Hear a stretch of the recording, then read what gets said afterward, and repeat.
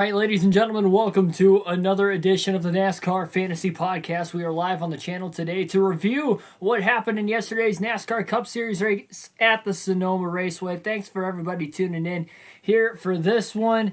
And we've got a fun show on tap for you today. We'll go chronological order, Stage 1, Stage 2, Stage 3, what went down in the Cup Series race yesterday afternoon at Sonoma. Then after that, we'll talk about all things fantasy, the results, the standings going in, how my fantasy team did specifically, and then also my race predictions, the predictions I had for the drivers who weren't going to run well, the sleeper picks, and the must-haves for the race as well. We're going to go through all those guys. Power rankings video as well thrown in there at the very end. And before we do the power rankings this week at the very end of the show, I want to spotlight the overall season standings for the NASCAR Cup Series because we now only have 10 races until the playoffs, so we'll start to spotlight that a little bit more going forward. Thanks for everybody tuning in here on a Monday edition, again, race review edition of the NASCAR Fantasy Podcast. Like, share, and subscribe for more daily NASCAR content. And if you're wondering why the room is darker than what it usually is, I had a light bulb go out that is right above me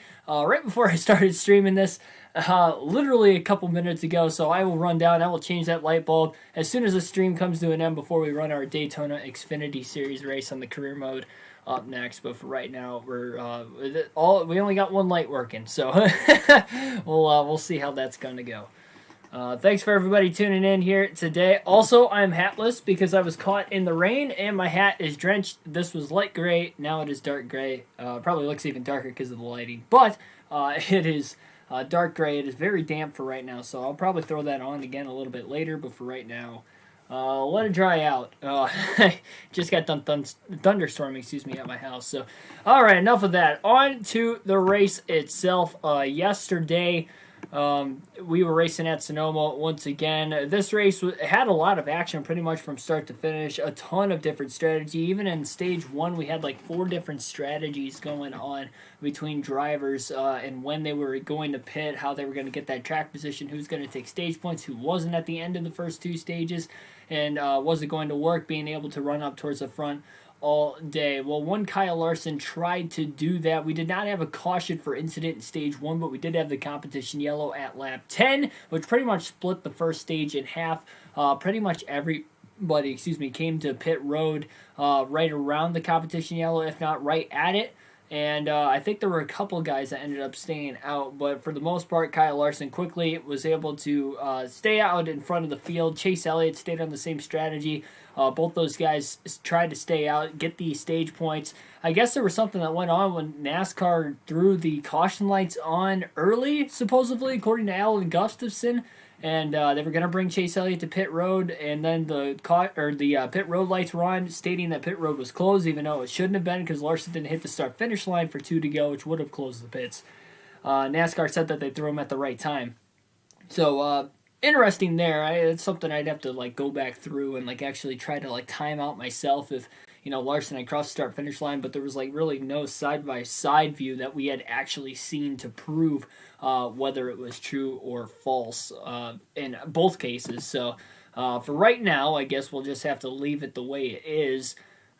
Jason Games, welcome to the stream. Yep. And so anyway, Kyle Larson, he pretty much went on to lead, I think, every lap in the opening stage. I don't think there was a lap that he did not lead in Stage 1. Again, Chase Elliott ended up second. Kyle Busch, who ran top 5 for most of the day, as well as Martin Truex Jr., finished 3rd and 4th. Alex Bowman rounded out the top 5. So there's the Hendrick Motorsports dominance, at least early on in the race. Austin Dillon, Tyler Reddick right there as well, 6th and 7th. Austin Dillon surprised me in Stage 1, but then at the end of the first stage, they had a battery issue that they had ended up battling through all day long. I don't think they could ever get it completely fixed. I think they completely changed the battery not once but twice throughout the race. So tough break for that 3 team because it actually looked like they had decent speed on a road course.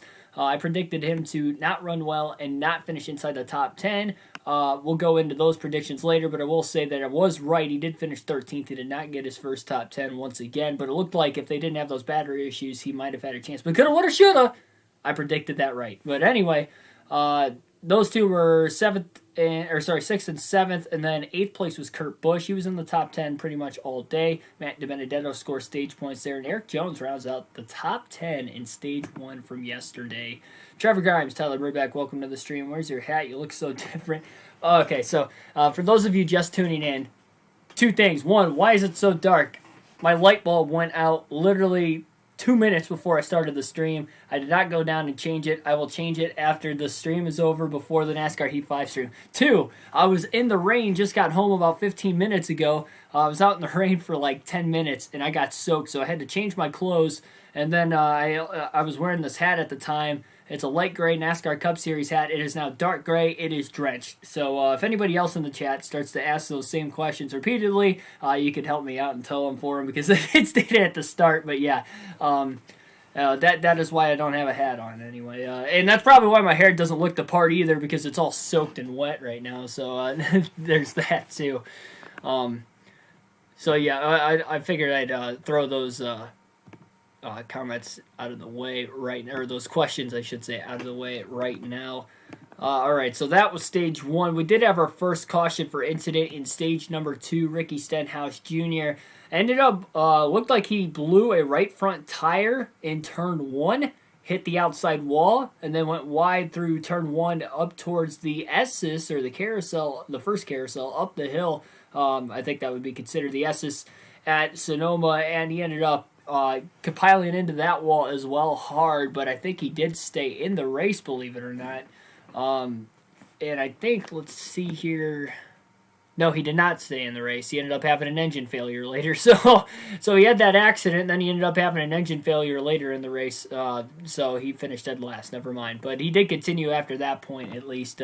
Tough break for Ricky Stenhouse Jr. Pretty much all day yesterday, it looked like, or at least through the first 2 stages, because it looked like he retired at the end of stage number 2, right at the end of stage 2, when they would have crossed the start-finish line, lap 40. Anyway, that was the only caution for incident. Kyle Larson continues to work forward. We were wondering if that track position was going to be more than tires, which we typically see on these road courses, because after about 5, 6, 7 laps, they seem to kind of even out for the most part, so you really have to make up those time on the restarts. So we would have had that restart right there late in stage number 2, which definitely helped Larson, but I believe he ended up actually getting towards the front anyway, right before that caution wave. And again, he ends up going on to win stage number 2. Joey Logano ends up finishing second in the stage. Alex Bowman third. Kurt Busch fourth. Chase Elliott falls back to fifth. He also was on that same strategy Larson was. Larson got through the field. Elliott couldn't quite get all the way up there like Kyle Larson did. That just goes to show how fast of a car Larson had yesterday. William Byron 6th. Kyle Busch 7th. Brad Keselowski 8th. Denny Hamlin 9th. And Eric Jones rounded out the top 10. Christopher Bell, rather, in the 20, rounded out the top 10 for stage number 2. And then we get into the chaotic third stage of the race. We have seen a lot of chaotic stages in the final stage of NASCAR, that is for sure. I was wondering why you look. Yeah, that would be why it looked wet as well. It was just like, a lot of things are going on, like literally 15 to 20 minutes before the stream started. Kyle Larson fan, Andrew Yu, let's see here. Jonathan Rogers, welcome to the stream as well, everybody. Welcome to the stream. Went to Sonoma yesterday for your first race. Got a lug nut. Hey, there you go. There's a good souvenir. I don't think I've gotten any like on-track souvenirs, so that's pretty cool. For many races I've gone to. Well, I mean, some sprint car races. I got to take home some mud when I was a little kid. Coincidentally, I got the Dale Blaney shirt. I had a different Dale Blaney shirt on. That got soaking wet. I had to change out into another one. I was like... And I happen to have this one laying around, too. So this one's a lot older. This is like one from when I was a kid. But anyway. Yeah, congratulations. Hopefully you had a lot of fun in that one. Very surprising, not all bubble drivers going for stage points, minus the CGR cars of Kurt and Chastain. Yeah, that was very surprising. That was something in the predictions video I had stated. We had seen these, on road courses, especially at Sonoma, as like a big track position racetrack when it comes to these road courses. Road courses are track position tracks anyway. Most tracks are. But road courses are definitely for the most part because they're just so tight. These big, heavy stock cars, it's hard to pass without, beating and banging. You don't want to beat and bang, the fenders up too early in the race. risk cutting a tire and things of that sort. So you don't want to put yourself at risk of doing it. Anyway, to go with the stage points, I did say that in the predictions I was expecting the guys outside the cutoff line to do that. Kurt Busch, Chastain did it. Matt DiBenedetto did it in stage 1. That's why he finished 8th in stage 1. Ninth rather. Yeah, he finished 9th in stage 1. So he stayed out in the opening stage. Tyler Reddick, Austin Dillon also stayed out in the opening stage. They're just inside the cutoff line. Reddick came into this race, the last driver, inside the cutoff line. I believe he is now 15th in the playoff standings because Chris Buescher's behind him now. But yeah, those guys stayed out in stage 1, but stage 2, they did not. Stage 2, Kurt Busch was the only driver inside the top 10 that didn't already have a win on the season. So, and Denny Hamlin, but Hamlin's obviously above the cutoff line by quite a bit, so it wasn't like he was really looking for stage points, I don't think. But yeah, that was definitely shocking to me, too. All right. On to the final stage of the race. First caution in the final stage. Quinn Houff ended up stalling out on the racetrack in turn number 6. No real accident there. Just looked like his car gave out. Let's see what the rear gear. So he had a rear gear failure or something with the transmission, it looked like. So he ended up dropping out of the race there. That happened at lap number 69. Then a little bit later in the race, we had a bigger crash down in turn 11, that right-handed sharp hairpin U-turn-like corner. William Byron, Alex Bowman, Kevin Harvick, Eric Jones, Christopher Bell, Corey LaJoie, and Ross Chastain were all involved in the accident, giving Bubba Wallace, who had a tire go down earlier in the race, the free pass. So great rally there for Bubba Wallace, a timely caution. But that incident was caused by Ross Chastain kind of sending it into that turn number 11 underneath Corey LaJoie. The restart before that, we had 5 guys stay out of the pits at the front of the field that restarted in front of everybody else on fresh tires behind them, and Corey LaJoie was one of those drivers that stayed out. So he had older tires. Chastain, who had fresher tires, tried to gun the gap instead of maybe trying to get him on corner exit. He was going for it now. We know Chastain to be very aggressive. I don't blame him for trying to get around LaJoie. When you have that many guys on fresh tires behind you too, you want to keep those guys behind you. If you can get that lap car in between the two of you, you can make maybe gap guys like Byron and such that were behind him. So I don't blame Chastain for throwing it in there. And it was a racing deal. At the end of the day, it was a racing deal. Did he send it into the corner? Yes, but he didn't come up his line. Like he held his line while sending it into the corner, so it wasn't like he sent it in and just drove straight up into LaJoie. LaJoie kind of came down, didn't realize he was going to be there, so it was a racing incident there. LaJoie spins, then it was just basically a chain reaction behind that. Byron checked up, and then Bowman got into the back of him. Harvick got into the back of Bowman, and it was just on from there. Again, Eric Jones was involved, so was Christopher Bell. It actually knocked William Byron out of the race. He was the only driver that DNF'd after that accident, so tough break for Byron. He was in the top 10 all day long. At the end of stage 2, he was in 6th, but that's the risk of putting yourself back in traffic by getting those stage points there, especially at the end of stage 2 going into the final stage. That caution came out, it kind of trapped him back there, then mostly everybody except for the top 5 ended up coming to pit road. That caution beforehand really put those guys behind the 8 ball. Inside Uranus, welcome to the stream. Ryan Preece really impressed me yesterday. He was running... I think you're talking about that last accident. Okay, I get you.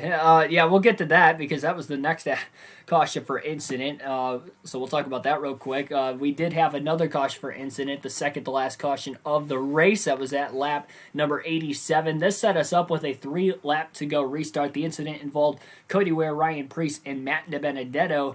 Ryan Preece spun.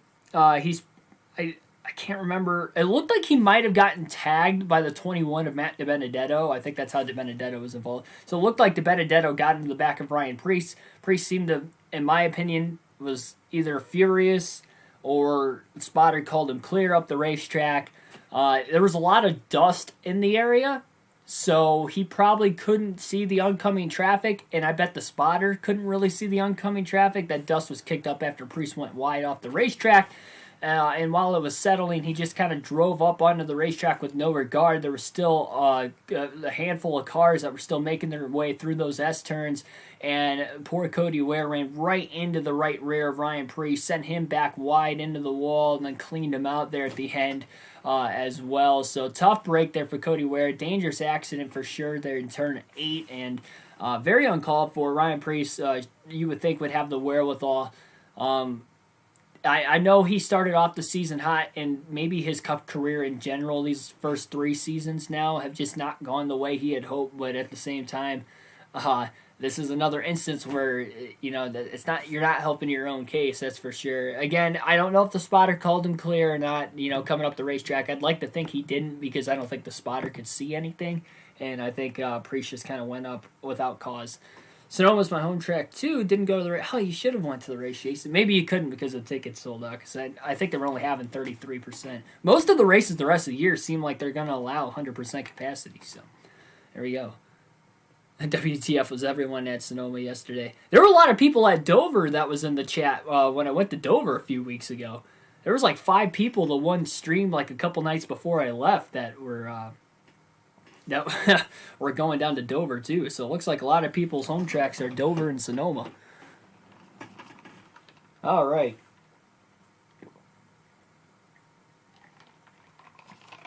Needed a quick drink there for a second. I might be wet, but I still need water. No, all right. So anyway,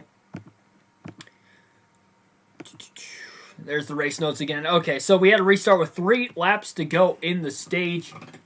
On the ensuing restart in turn number 4, we had another stack-up accident involving Anthony Alfredo, Christopher Bell in his second wreck of the day, Ryan Blaney, who ended up having a flat tire a little bit earlier after damage running into the back of his teammate Brad Keselowski.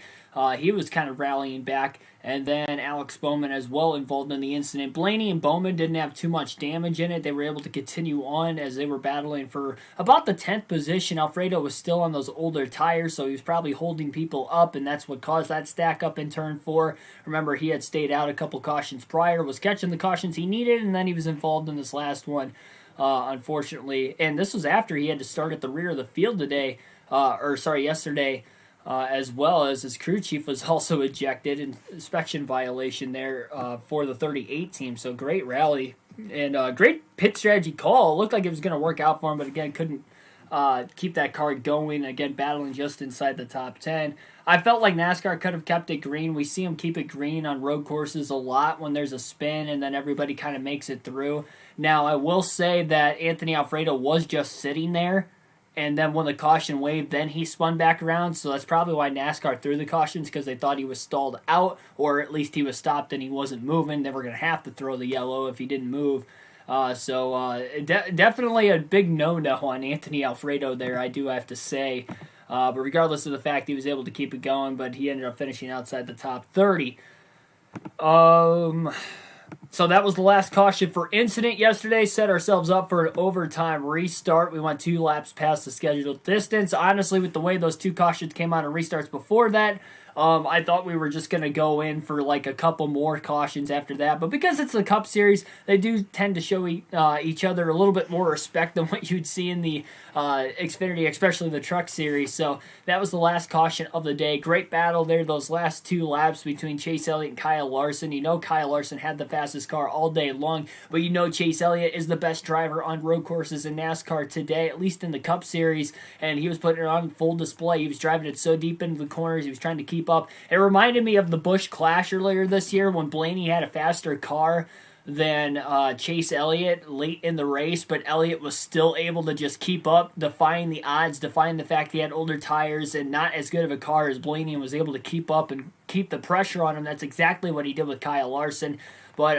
instead Larson did not overdrive a corner, giving Chase Elliott a chance to maybe even get to his back bumper. And Kyle Larson goes on to victory lane for the second straight race. For the second straight race, he sweeps the stages and gets the win. So 2 straight max points days. Remember, Charlotte's max points day was an extra 10 points.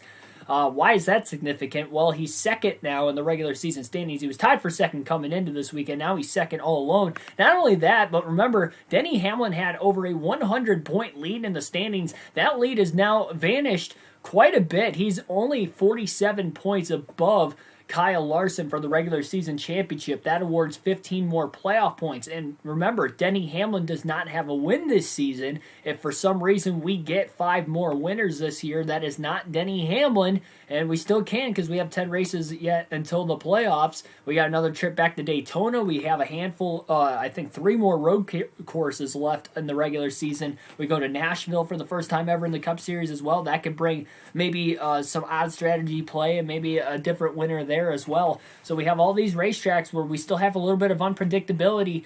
Denny Hamlin, better be careful. You better hold on to that regular season championship lead. He loses that, and again, a strange scenario. We get 5 more different winners, and we're talking about the guy second in points missing the playoffs. So Denny Hamlin, better, at least if he doesn't get a win, keep that consistency going he had earlier this year because he's starting to falter in recent weeks. He still had a good finish as we take a rundown of the finishing results. Kyle Larson with the win, Chase Elliott second, Martin Truex Jr. third. They pretty much ran in the top 5 all day. Joey Logano fourth, Kyle Busch fifth. Kyle Busch was in the top 10 all day. So was Kurt Busch, his brother, also in the top 10 all day, finished sixth. We mentioned he scored stage points in both stages. Ross Chastain, great run, seventh. Back-to-back top 10s at road courses for him. Back-to-back top 10s in the last 3 races, of course, as well. Big bounce back for CGR after both drivers had engine issues at Charlotte last weekend. Denny Hamlin, as mentioned, ends up getting a top 10, finished 8th. Alex Bowman rallies after a couple accidents to finish 9th, and Blaney as well in a couple accidents rallies to finish 10th. So great job by both of those guys rallying to get top 10s. I thought Blaney was for certain not going to get a top 10 after that issue with Keselowski dropping to the back and having that much damage. It was very reminiscent of Dirt Bristol when he had an accident earlier in the race and he basically had a hole and what was the right rear, this was the right front, and he was still able to rally to get a top 10 that day as well. So very reminiscent of that. We've seen both of those two have to conquer some rallying to get top 10s earlier in the season as well, and we saw it again on full display yesterday at Sonoma. So that's a rundown of the top 10 other key finishers. We mentioned Bubba Wallace ended up coming from a lap down to finish 14th, so great resilience there. And Daniel Suarez, shout out to him. He was in the top 10 for a large part of that final stage, and he ends up finishing 12th. Kind of faltered late. I feel bad for Michael McDowell. He was battling Suarez there for about 10th, 11th, 12th. Blaney Jones were back in the mix as well, and unfortunately McDowell got turned and ended up finishing 28th despite the fact he was in the top 15 and in the top 10 for a large part of the race. He was one of my sleeper picks and looked like he was going to get that top 10 that I said he would get, and unfortunately he had turned late. I don't think it was on purpose by any means from Suarez, but those two do have a history. So I guess you never know the complete story. All right. Let me hang on. I got to send a text real quick here.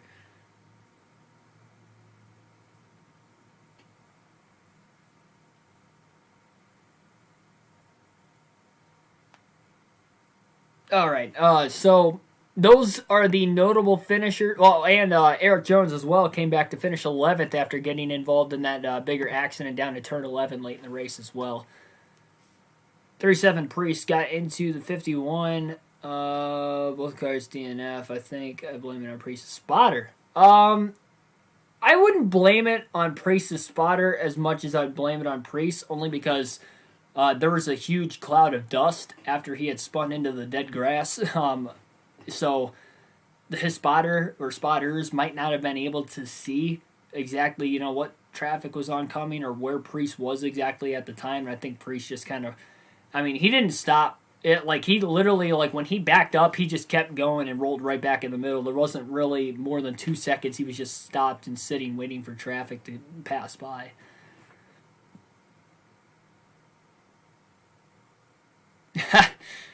Well, there you go. Hey, I haven't been to Sonoma yet, so that'd be...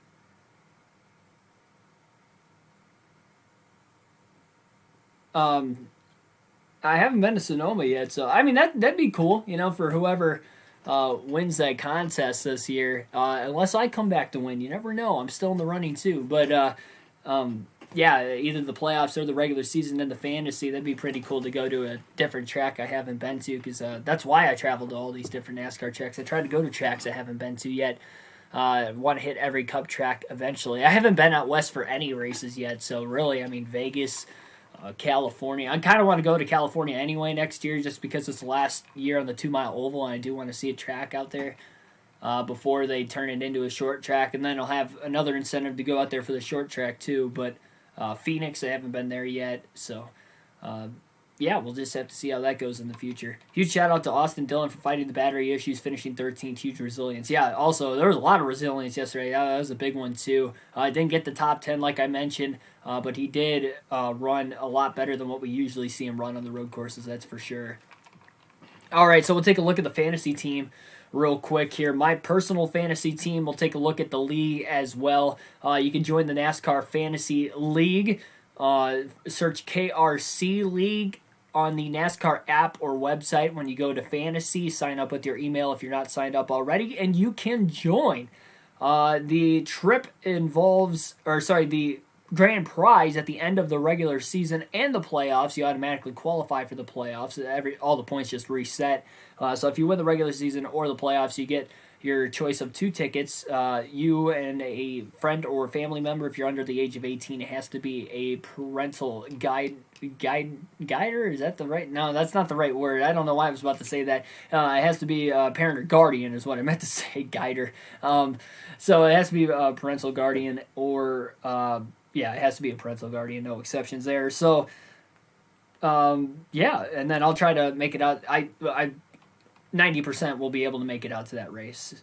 The only chance I won't is if, it's a race. Well, no, it'll be 100% because I already stated it can't be the Daytona 500. So, yeah. All right.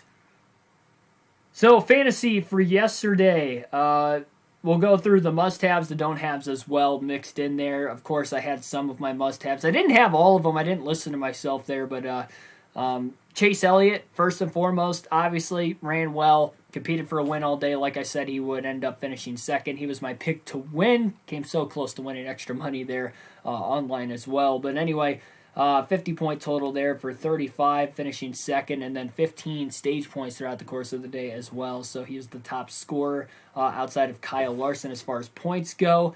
I also had Kyle Busch on my team. He was the other must-have, ended up with the top 5 finish, and he was running pretty much in the top 6 or 7 all day. So it was perfectly right on both of those. And Kevin Harvick.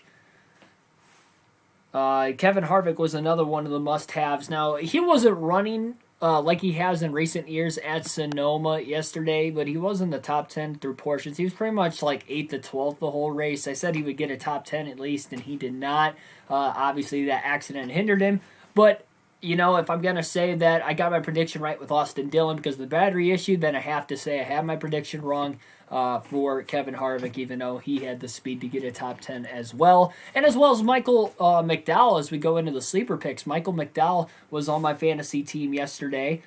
Put him into the starting lineup and looked like he was going to score me a bunch of points, and then he got spun in the last corner, and that was a tough break. So I was looking right on him until the very end. I said he'd get a top 10. He contended for it until the very last corner of the race, and ended up spinning out there with some contact and costed him, finished 28th. Another one of the sleepers that I was right on was Kurt Busch. He ran in the top 10 all day, finished 6th, so I nailed the head on that. Said he'd get another top 10. Sonoma's one of his better tracks on the schedule, by far his best road course on the schedule, especially in recent years. Another driver I had for the sleeper was Chris Buescher. He finished 16th. A little underwhelming there. He was pretty much just outside the top 10. He was pretty much 11th to 16th pretty much all day.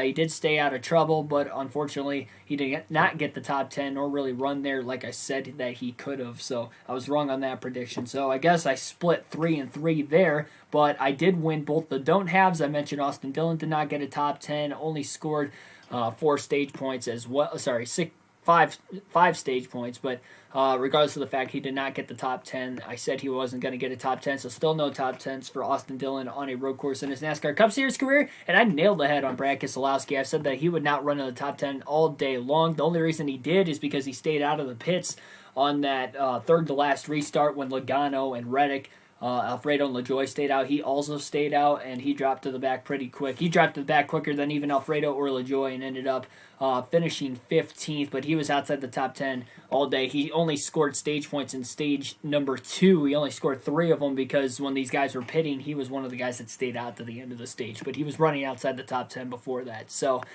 there we go. I went 5 for 3 on my predictions this week. Not too bad. Not too bad. I've had better weeks, but I haven't really had much worse than that this season, so that's pretty good. As far as the rest of my fantasy team goes, I did have Ryan Blaney on my team. I put him in the garage because I did not think he was going to come back from that early incident, and I was wrong. I did that with Dirt Bristol too this year. And I contemplated keeping him in my lineup because I remembered he came back at Dirt Bristol, and I put him in my garage because he ended up having that damage early, and I did the same thing here again. And sure enough, I had William Byron on my team who was having a great day, was in the top 10 all day, then got in that accident, scored some stage points, but did not. He DNF'd after that accident in the S turn there with about 15 laps to go, and it ended up costing me big time between him and McDowell. So tough break there. And the bonus points I got would have been top 4 to have Logano. I had Chevy and Hendrick Motorsports winning because I did have Chase Elliott winning, and I at least got those with Larson winning, but if Elliott would have won the race too, it looked like I would have had all but 5 points, which I had Kyle Busch winning for Toyota, and he was the second highest Toyota behind Truex. So that pretty much wraps up the race summary from yesterday. R6, welcome to the stream as well. Michael Turner, welcome to the stream. Larson was fast yesterday. So yeah, he was bad fast. We've seen him fast on these mile and a halves and even these shorter tracks this season. But man, these last 2 all 3 road courses this season. All 3, because he didn't even run the Busch Clash. All 3 road courses he's ran. Daytona road course, he should have won that race. That was one he choked away.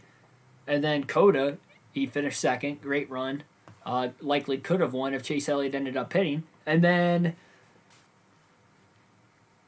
let's see.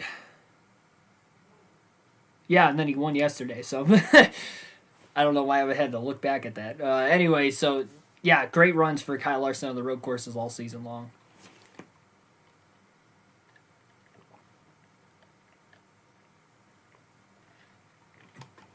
Indeed. Yeah, I gave Bowman a shout out for running in the top 10. When you live tonight, after this live stream, we'll wrap it up at the top of the hour.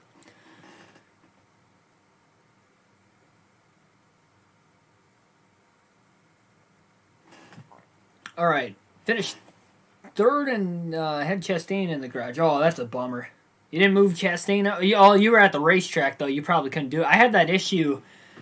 Dover, I was able to get it flopped out. Or no, I couldn't flop it out at Dover. Charlotte was the only race that I was able to actually connect to the internet enough to swap out my lineup midway through the race. And it worked. Talladega, I tried because I had Logano on my team, and I couldn't get it to load. I could not get it to load, and I tried the entire second stage because his accident happened at the end of stage 1. The entire second stage, like every 5 laps, I'd glance down because I didn't want to take my eyes too far off the action, but I'd refresh. I'd back out, I'd back into it again, I'd let it sit for a couple laps, I'd look down, I'm like, gosh, it's still not loading. So it never loaded, so I had Logano in my lineup, and that cost me like 25 points that day, I think, and then at Dover I lost out on 20 points too that I should have had because I couldn't connect as well that day, so tough break. Because I had Truex in my lineup, and Truex wasn't running well, and I'm trying to think who finished in the top 10 that I had in my garage. It might have been Bowman who won the race. I honestly can't remember. Anyway, but I know I lost about 20 points that day too. So wherever I'm at in the overall standings, we're about to look here. Just think that I would be about 45 points ahead if I didn't go to those 2 races this season. But regardless of the fact I had fun at those racetracks, so I'm not complaining too much. But I guess I should be 3rd in the overall standings right now, and not 5th. But coulda, woulda, shoulda. I'm 5th, I guess. That was out of my hands on that one. I tried. Tim Irvin leads the overall standings with a 30,000. Can't read. 3,087 points. It has the lead over P-Shat Motorsports. That would be Patrick Shadley in the chat for everybody. And Patrick led from Daytona all the way up until before Charlotte. After Charlotte, Tim Irvin took the lead, and now he has led for the second straight week. But it is still a close battle. 41 points separates them.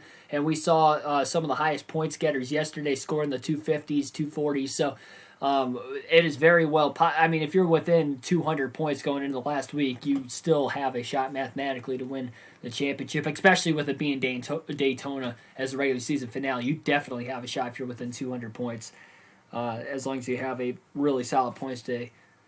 And then Andrew Holmbach is third right now. He is exactly 103 points back. Again, he's within 200, so he's still got a very good shot. Only 13 points behind Andrew is inside Uranus, and then I would be fifth, about 36 points behind inside. So there we go, closing the gap to you. Yeah, and Tyler Burbeck is just behind me as well. So very close battle there, but within the top six. Top six are all within 205 points, so all mathematically can take the lead after next week still.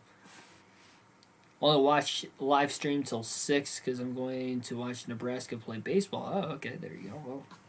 Well, leave a like. Leave a like. Everybody leave a like if you haven't already as well for the stream. That will be later tonight. Daytona, NASCAR Xfinity Series. You don't want to miss it. I know I said I was done with the double headers. We might run Darlington too, just because these two races are like the shortest races of the schedule. So I might be able to knock out a 2-for-1. I know I said I wasn't going to do one, but I didn't realize that these two races were back-to-back, and I forgot how short they were.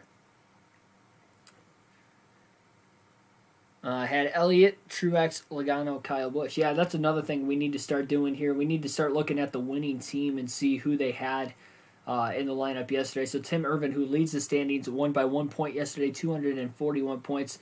By 1 point over Andrew Holmbach was the difference between first and second. Tim's team from yesterday. See who Tim Irvin ended up having in his lineup and why he ended up getting the win. He had Kurt Busch, so that was one of my sleeper picks. So he listened to the podcast there. He also listened to Chase Elliott and Kyle Busch because those were two of my must-haves, and he also had them in the lineup.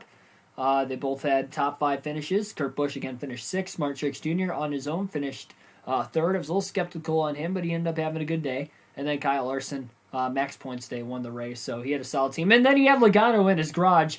And Logano finished 4th. So it looked like even if he would have started Logano over Kurt Busch, he would have outscored by 1 point. So he only left 1 point in the garage, and it wasn't like it was catastrophic either because he ended up still winning yesterday overall, and he would have scored 41 versus 42 points between those guys. So great to you, Tim. Congratulations for winning yesterday. All right, so now we take a look at the point standings for the NASCAR Cup Series in real life this season. We'll talk about some of the bubble drivers, and then we'll go into the power rankings to end the live stream. So we'll talk a little bit of a bubble battle. It did shake around a little bit yesterday. Tyler Reddick, Chris Buescher, they do gain, Tyler Reddick gains points on the cut line, but Chris Buescher loses points. Reddick is now 67 points above. Chris Buescher only lost 5 points to the cut line yesterday. He is 60 above instead of 65 now. So Matt DiBenedetto, instead of 65 down, is now 60 down. And then Kurt Busch is 63 down. He went into yesterday 83 down, so he gained 20 points on the cutoff line, scoring a lot of stage points and finishing 6th, so great run for him there. Ross Chastain gained on the cut line as well, scoring some stage points in stage 1 at least, and then also finishing inside the top 10, but he's still 84 back. Stenhouse loses more ground after that DNF. He's now 82 back. He lost at least 20 points on the cutoff line yesterday, if not more.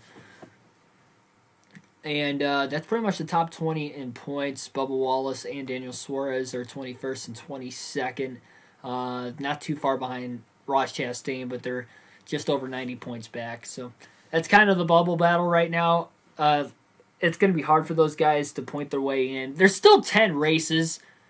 So if I had to pick anybody to point their way in that's outside the cutoff line right now, I'd probably say it's going to be either Kurt Busch or Ross Chastain with how they ran.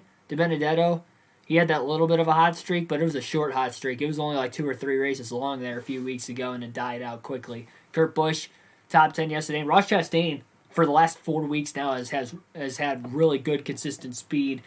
He just, unfortunately, even with running well, in the top 10 before blowing an engine early at Charlotte last week in the Coke 600, he still had a fast car before then. So that's 4 weeks in a row now that he has looked very competitive. Kansas, he was going to have a top 10 if those late cautions didn't come out. So that cost him points too. So every point's so vital. And if there was going to be one driver to drop out, it's probably going to be Chris Buescher, because Tyler Reddick has really, really turned it on here in recent weeks, and Austin Dillon's been way too consistent all season. There's road courses coming up on the schedule, and Austin Dillon still doesn't have a top 10. I know he ran well yesterday, but he still didn't get the finish for one reason or another. I know it was a mechanical failure. It's not like it's all Austin Dillon either. It is his team, but regardless, that 3 team in general, no top 10s on road courses, they need to really do that. He is 105 points above the cutoff line, but all it takes is Kurt Busch winning a race, Ross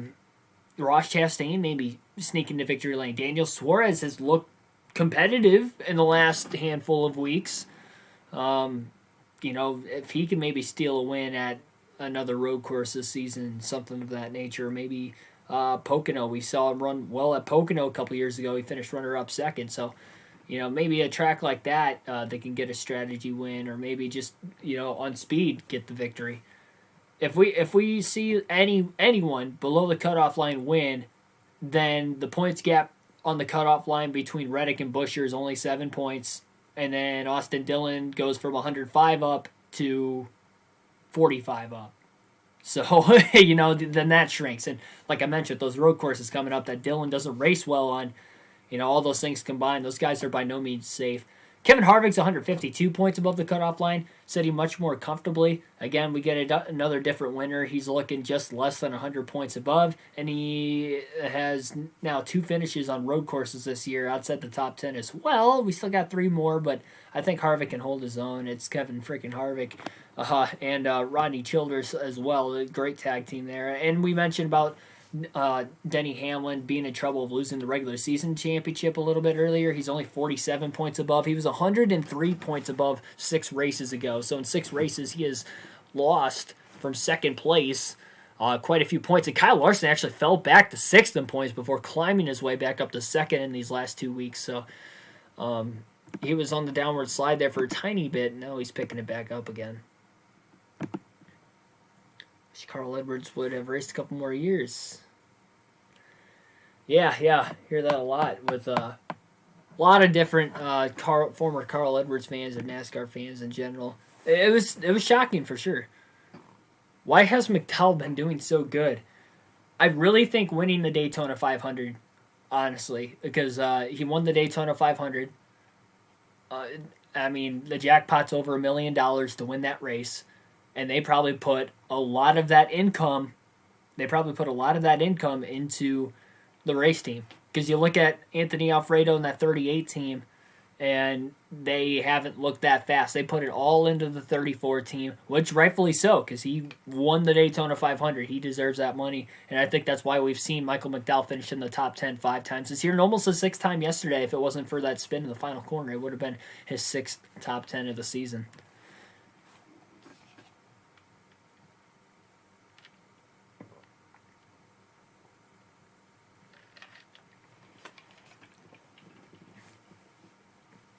Garrett YT 2936, welcome to the stream. Show us your mullet. Not today, because it is wet. Yeah, my hair's wet because I got out from in a downpouring rain like 20 minutes before I came in. I had to change my clothes and everything, put dry clothes on, so I don't think you want to see it today. Plus, the lighting's not good in here. I'll change that light bulb out before I before I go live for that NASCAR Heat 5 race. It'll only take a couple minutes. All right, so now into the power rankings that we do every week. I have my top 10 in order of how I think they are looking as far as winning the championship. Number 1 is my championship favorite. Number 2 is my championship favorite. So really the top 4 are the championship 4, in my opinion, if the regular season ended today, or if the championship 4 started this next weekend, I should say. These are the 4 guys I think would be in the championship 4. Again, it changes on a week-to-week basis. And then, again, we go all the way through the top 10. So, The round of 8 would be the top 8 and so on. So you guys can grade it down in the chat below as we go on through. We start off at number 10 every week, and once we get to about 8 or 9, then we'll talk about the drivers that just stayed off the cutoff line. Nobody who was off the cutoff line last week made it onto the cutoff line this week, so I guess I'll state the drivers that aren't on it because nobody new was on the list. That wasn't on there last week. Drivers that are off the list. Brad Keselowski, he's only got 5 top 10s still this season. Again, I have been hounding Brad Keselowski these last 3 weeks on the podcast, and rightfully so. Another bad run yesterday. He was outside the top 10 virtually all day, finished 15th. I know he had some damage in there too, but not a good run, and it's not a good track for him either. But still, 1, 2, 3, his last 5 races, 15th, 11th, 19th, 16th, 24th. Now, you guys tell me, does that seem like finishes a championship, winning driver in this season? This season, is that a finish that a championship driver should be having consecutively? No. And it's not like it's just those 5 races. Okay, so you have those 5 straight races outside the top 10. Then he had a 3rd place at Kansas and a win at Dega. But then the 4 races before that, 14th, 33rd, 11th, 28th. And the last, let me do my math. Yeah, in the last 11 races, he's only got 2 top 10s. Again, that's just obviously not going to make it in the top 10 on my power rankings list. And he's 10th in points, barely. He's barely even in the top 10 in points anymore. He is free-falling badly, that 2 team. Penske as a whole hasn't looked that great, but Blaney finished in the top 10 with a damaged race car yesterday. Same amount of damage, if not more damage, than Keselowski, and he was involved in more accidents than Keselowski was. And then Logano ran top 10 all day and finished 4th. And Logano was on the same strategy Keselowski was on too, by staying out on those old tires at the end of the race. And Logano still ended up getting the top 5. Blaney wasn't on that strategy. He had fresher tires. Well, he needed them because he had a damaged car, so it wasn't going to be able to stay out there on older tires and have it work out like Logano did. He would have fallen back like Brad did. But yeah, definitely struggling as that 2 team. Austin Dillon, I'm waiting for him to click away multiple top 10s in a row to move into the top 10 on this power rankings list. He's been so close to making it all season. He's 12th on the point standing still, but a 13th place finish, and with Blaney getting that top 10, and then Bowman getting a top 10 again yesterday, and Bowman having 2 wins, it's going to be hard to knock him out. Kevin Harvick, who didn't have a great run yesterday, but still has 5 more top 10s than what Austin Dillon has this year. A couple more top 5s than him too. I gotta leave Austin Dillon off another week, and then honestly, what's going to take for Austin Dillon to get onto the list? If he gets a win, he's moving in. Because he's ranked consistent all year. If he gets a win, he's moving into the top 10. He'll probably bump Harvick out because Harvick doesn't have a win yet. So he'll probably bump him out, or Blaney if Blaney has another bad run. But he rallied to get the top 10 yesterday. So a win, or honestly, just 3 straight top 10s. 3 straight top 10s or 2 straight top 5s, I think, would warrant Austin Dillon getting in the top 10. But again, he's going to need Blaney and Harvick to fall off too. So it's not like he can do that. But then if Blaney, does the same thing and gets back-to-back top 5s like Austin Dillon, it's like, how can I move Dillon ahead of him if Blaney did the same thing and Blaney's already ahead of him in points? So that's kind of, where it lies right now. So you might need a win, but that's not impossible by any means. Tyler Reddick as well. He's really turned it on lately. He's actually got 2 more top 10s than Austin. I would actually right now put Reddick just slightly above Austin Dillon. They're 12th and 13th in standings overall. Again, they're 14th and 15th on the playoff grid, but the actual overall standings are 12th and 13th, so that shows their consistency this season. And Reddick he started off so slow this year, but he's actually got 2 more top 10s than Austin Dillon now. He's got 8 of them. So when that team's clicking, they look fast as well. And that just goes, again, to a whole that Chevy is so much better. Carson Boy, welcome to the stream. Why are you not wearing your hat? Again, I was in a downpouring rain. My hat is still soaked. So there's a good chance I will not have it on when we do the NASCAR Heat 5 race today either. I don't think it's going to dry up in time. I could go downstairs and get another hat, but I don't feel like it. Well, I'm going to have to go downstairs and get another light bulb anyway, so it looks like I might grab a hat while I'm down there if I remember.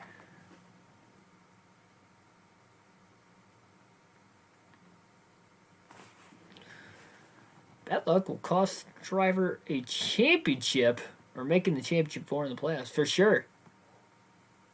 For sure. Yeah, Brad Keselowski, and I stated it last week, and another bad run today, I'll state it again.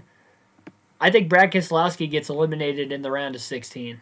The way he's been running this year, even the 750 tracks that he won all but one of his races on last season, he hasn't looked great on those racetracks this year either, and that's all it is. That's all the entire first round of the playoffs, Darlington, Richmond, Bristol, all 750 tracks. And with, Penske was struggling, but Blaney and Logano picked it up yesterday. Keselowski did not. And Keselowski's been the third driver at Penske pretty much, those last 11 weeks, essentially. Because when Blaney won at Atlanta, I think that automatically propelled him to second there, right behind Logano. And then Keselowski's just kind of been in third all year. And then, he won at Talladega, but again, he's only got 2 top 10s in the last 11 races. Not good. All right, Christopher Bell, Michael McDowell, they both have a win. They're both off the list this week. And then everybody below the cutoff line, obviously, he's not going to be in the top 10 in my power rankings. So, going further, Ryan Blaney, we kind of mentioned, I didn't mention he was number 10. Will you go bald? I do have a receding hairline. It's not that bad right now, but obviously my forehead is bigger than what it should be. Yeah, we'll see how that goes. Maybe it's just short term, Maybe it just stays like this, forever. Who knows? Probably not. Random question, but I figured I'd answer it because I saw it. All right. So again, Ryan Blaney, number 10 on my power rankings list. Of all the guys inside the top 10 of my power rankings, he has the least amount of top 10s, but he has more top 10s than everybody else who's off the list. Plus, he's got that win at Atlanta this season. So 7 top 10s total, 2 top 5s, which is more than everybody else left off the list as well, except for Brad Keselowski. But we mentioned Keselowski only has 5 top 5s, so and 2 of them in the last 10 races. So obviously can't put Brad in the top 10. So Blaney's number 10. Coming in at number 9 on the power rankings list this week is Kevin Harvick. Harvick drops back 1 spot. He was in 8th last week. He's starting to fall back. He was about 6th through 9th most of the year, and he's back to 9th again on the power rankings this week after that issue that he ended up having. I know he finished without a hood, but it was still a 22nd place finish, and he wasn't particularly as fast as I thought he'd be yesterday. He was running 8th to 12th most of the race anyway, and again, ended up finishing 22nd. So at the end of the day, where you finish is, what matters. It doesn't matter how you got there. That's where you finished. So, we look at stats going next year into Sonoma. We look at recent stats. It's like, Harvick finished 22nd. We're not going to know how he got there, but he finished 22nd. So that's what, not even like next year, like 3 years down the line, if he gets consecutive finishes outside the top 10 and he's still, running that 4 team, we're going to look at the same thing. So at the end of the day, where you finish is where you finish. Alex Bowman is going to move up 1 spot, so him and Harvick alternate. Alex Bowman moves up to number 8 on my power rankings list. So good run there for Alex Bowman. 2 wins on the season for him. Oh, by the way, I failed to mention Kevin Harvick has 11 top 10s. The reason why Harvick is still inside my top 10 on my power rankings, even though that guys like Keselowski, Bell, and McDowell have wins but are not in the top 10, is because Harvick has those 11 top 10 finishes, 4 top 5s. He still has tied for the second most top 10s this season. Tied for the third most top 10s this season with Kyle Larson. So, we talk about Larson's dominance this year. He's got more wins, and he's leading a lot more laps, which is why he overshines Kevin Harvick, but they have the same amount of top 10s. So Harvick's still getting those consistent finishes. That's why he's in the top 10. And then anyway, Bowman, because he's got 2 wins, the only reason he's ahead of Harvick. If it wasn't for those 2 wins, he would not be ahead of Harvick. So Bowman, number 8. Number 7 on the list this week is going to be Joey Logano. He was number 6. He swaps with last week's number 7, who now moves to 6, Kyle Busch. So Logano 7, Kyle Busch number 6. We look at the season stats this year. Kyle Busch has 10 top 10s, 6 top 5s, and a win. Logano also has a win, has 7 top 5s, so 1 more top 5, and then 1 less top 10. So their stats are very, very similar to one another. Logano's a little bit ahead of Kyle Busch in the point standings, but we look at recent runs, and this is where the big difference is between the 22 and the 18 team. Kyle Busch has just been a lot more consistent as of late, and with the power rankings, it's what have you done for me lately as well as all season. So that is where I have to give the edge to Kyle Busch. He finished 5th yesterday at Sonoma. He finished 3rd in the Coke 600. He finished 10 and competed for a win at COTA. 27th at Dover, not a great run after mechanical issues there, but then he had a 3rd at Darlington and a 1st at Kansas. So in the last 6 races, he's got 5 top 10s and 4 top 5s with a win. And Joey Logano got that win much earlier in the season at Dirt Bristol. So he doesn't have a win in those last 6 races. Here's Logano's stats in the last 6. So Logano's stats in the last 6 races. 4th at Sonoma yesterday, 17th in the Coke 600 at Charlotte, 3rd at COTA, 5th at Dover, but then 13th and 17th, and then even that 39th at Dig if we want to go 7 races back. So in the last 6 races, he's got 2 less top 10s than Kyle Busch, 1 less top 5, and 1 less win. So that is why Kyle Busch is 1 spot ahead of Logano in the standings. So 6th through 10th, what do you guys think down in the chat? Do you think that's pretty accurate? Again, number 6 is Kyle Busch. Joey Logano is 7. Alex Bowman 8th. Kevin Harvick 9th. And Ryan Blaney is 10th on my power rankings list after Sonoma yesterday. After 16 races in the regular season.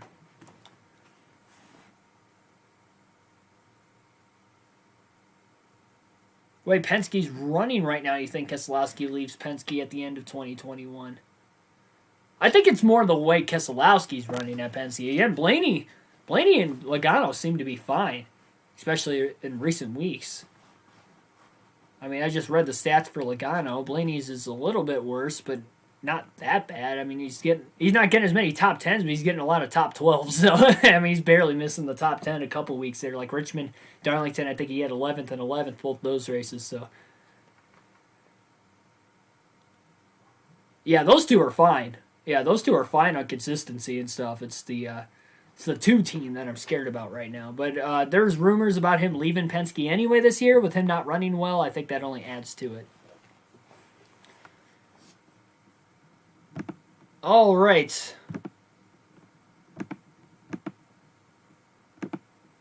Number 5 on the power rankings list. This is the first driver I have outside the top 5, and this is really tough for me because this guy's been probably the most consistent driver all season. And I had him in my championship 4 for a while. I don't even know how many weeks, but I've had him in the championship 4 for a while, and I had to drop him out. And that'd be William Byron.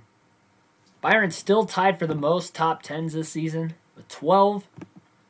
He's got 6 top 5s, 1 win. He's 4th in the standings overall, so he is in the top 4. But I dropped him out.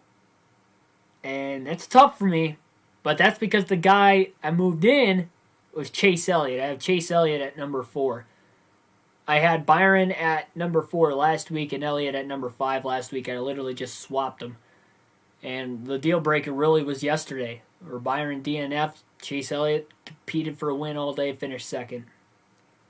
And I know it wasn't Byron's fault, and he was in the top 10 before that, but I think I had to put Elliott in. We look at the recent success Elliott's had versus William Byron. I mean, they've both been very successful, so it's not like, it's been that drastically. Chase Elliott's on a hot streak right now. 2nd at Sonoma, 2nd at Charlotte, 1st at COTA, 3rd at Dover, 7th at Darlington, 5th at Kansas. So he's had not only 6 straight top 10s, but he's had 6 straight finishes of 7th or better.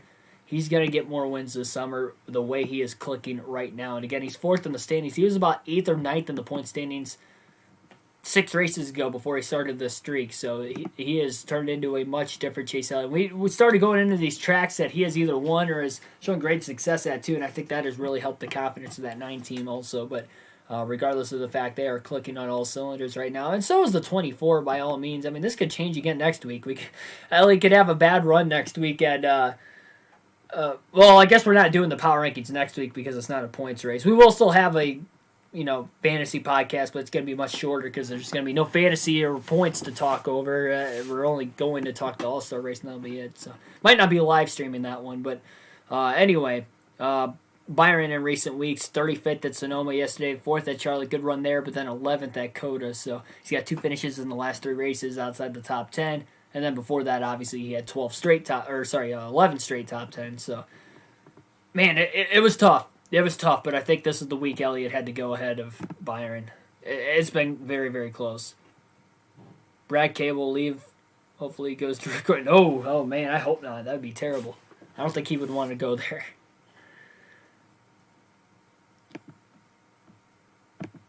Do you guys agree with me, though? I know there might be some Chase Elliott bias in the chat that might say, oh, yeah, Chase ahead of Byron, of course. Yeah, why not? But, I mean, hear me out. This was a tough decision. This was a very, those 2 spots were the ones I really, I could have swung either way, but I had to go these last 3 races. Elliott has literally finished top 2 in the last 3 races, and William Byron has had 2 finishes outside the top 10. That's the only reason. It's the only reason, man, because they've had so much success in those last 6 races prior. And then 3, 2, 1 stays in the same order it was last week, with Denny Hamlin 3rd, Martin Truex Jr. 2nd, Kyle Larson is number 1 still, so not much to talk about there. Obviously had to keep, Larson wasn't going to fall out of number 1 this week because he won both stages in the race, which is exactly what he did to get to number 1 at Charlotte after last week's version of the podcast. So he obviously wasn't going to drop. And then between Truex and Denny Hamlin, they both had top 10s yesterday. Truex ended up having a top 5. Truex was already ahead of Hamlin.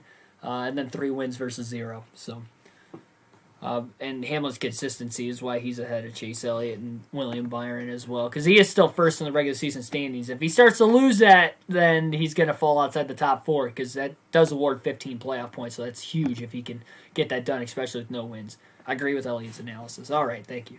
Thank you very much. All right, so that's going to wrap it up here for this. I'm sure you guys want to see some NASCAR Xfinity Series racing at Daytona for NASCAR Heat 5. It's going to be a lot of fun here today. I'm going to go change this light bulb out. Like, share, and subscribe for more daily NASCAR content. I will see you guys here in about 5 to 10 minutes for that one. Won't have to practice because it's Daytona, and then I might not even qualify. No, I'm probably not going to qualify either because I'll probably qualify towards the back. So it'll be fun coming from the rear in that race. And yeah, that is, again, going to wrap everything up. Hopefully you guys enjoyed.